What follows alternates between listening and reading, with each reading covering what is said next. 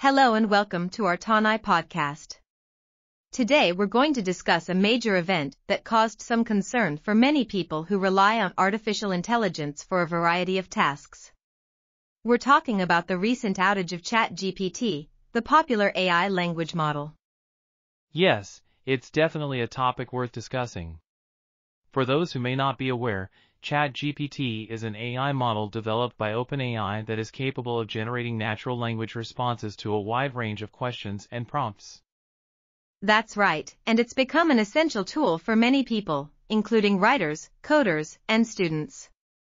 But this week, ChatGPT experienced a major outage that lasted for nearly 12 hours.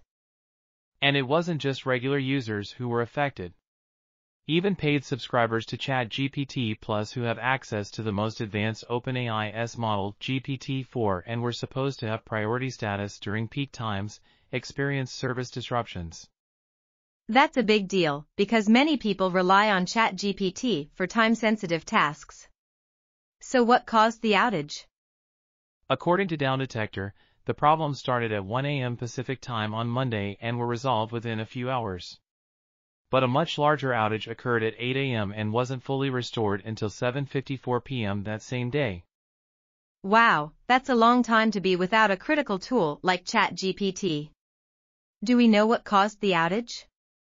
The company hasn't released an official statement yet, but they did mention on their status page that they're working to restore past conversation history to users. So it's possible that there was some kind of data loss or corruption issue. That's a good point. It's also worth noting that despite the outage, OpenAI seemed to be handling a massive surge in traffic very well. The back end is hosted on Microsoft's Azure Cloud Computing Service. Yes, that's impressive. But it's also important to remember that even the most advanced technologies can experience downtime from time to time. Absolutely. And as Sahil Lavangia pointed out in a tweet, ChatGPT being down in 2023 is like the Wi-Fi being down in 2013.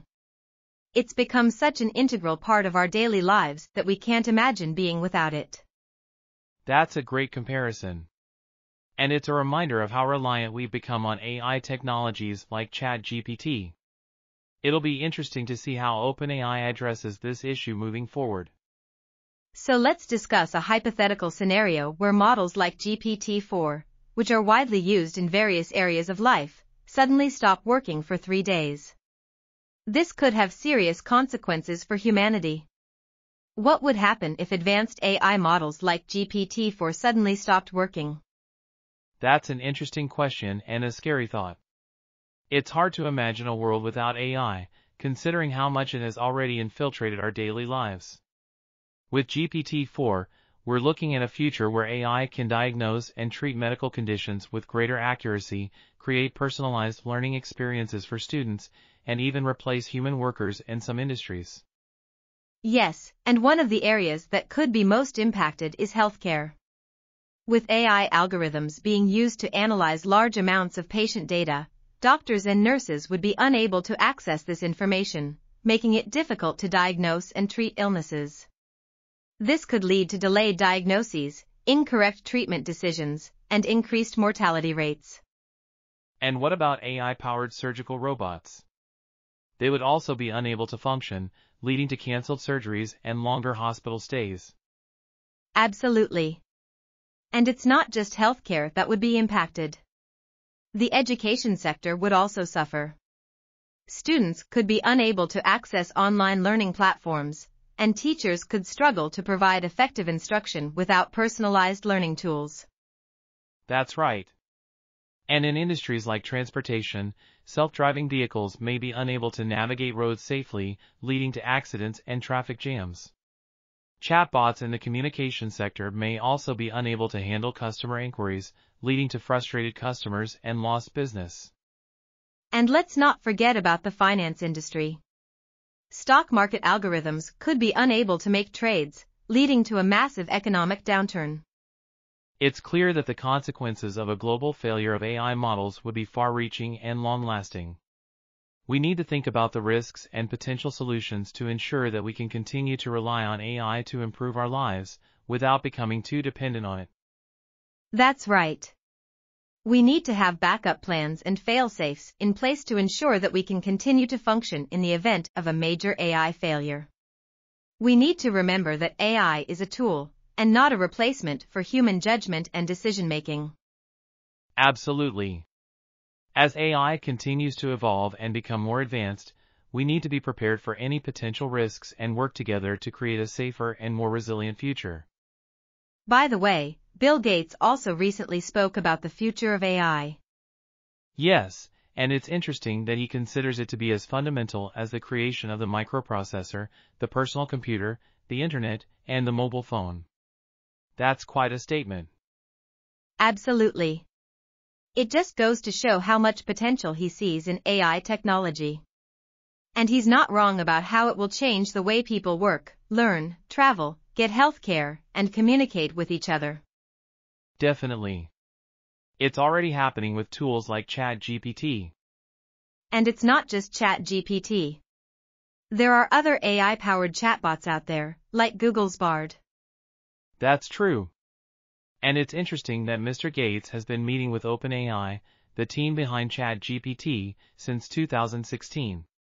And now Microsoft, where he's still an advisor, has invested multi-billions of dollars in OpenAI. Yes, and he challenged the OpenAI team to train an AI that can pass an advanced placement (AP) biology exam without being specifically trained to answer biology questions. That's pretty impressive. It really is. And he's not just excited about the potential for AI in developed countries. He's also calling on governments to work with industry to limit the risks of AI, but said the technology could be used to save lives in poor countries. That's a really important point.